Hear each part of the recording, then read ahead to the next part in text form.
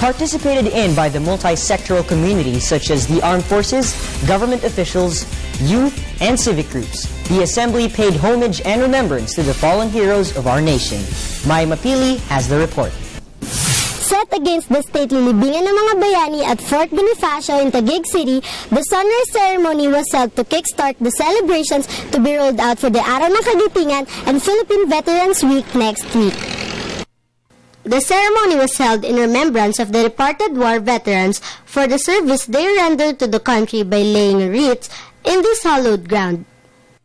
The event was attended by Girl Scouts and Boy Scouts of the Philippines, war veterans, and students. Retired Colonel Francisco San Miguel, Executive Vice President of Veterans Federation of the Philippines, began the program with the opening remarks.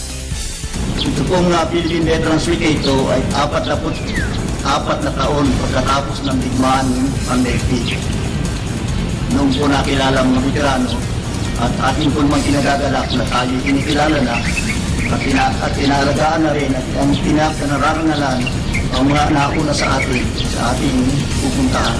Lieutenant General Noel Cabales, Commandant General of the Philippine Army, graced the event as the guest of honor.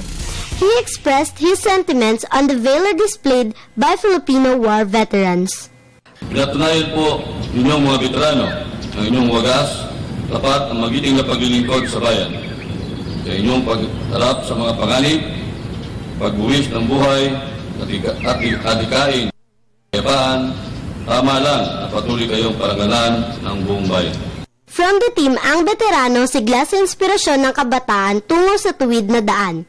It is important for the youth to realize the worth of the Filipino veterans in maintaining the national security in decades past. Mark Lawrence Sabalia, a Polytechnic University of the Philippines student and grandson of a war veteran who fought during the Japanese occupation, couldn't conceal the smile that played on his lips after paying witness to the honor lavished on the war heroes. Kung kaya natin gumawa ng tama, gawin na natin. Kasi kung hindi pa tayo yung gagawa dun, sino pang gagawa? Marami na, baka lalo lang lumala ang Pilipinas. This is Mai Mapili for News at 1 Junior Edition.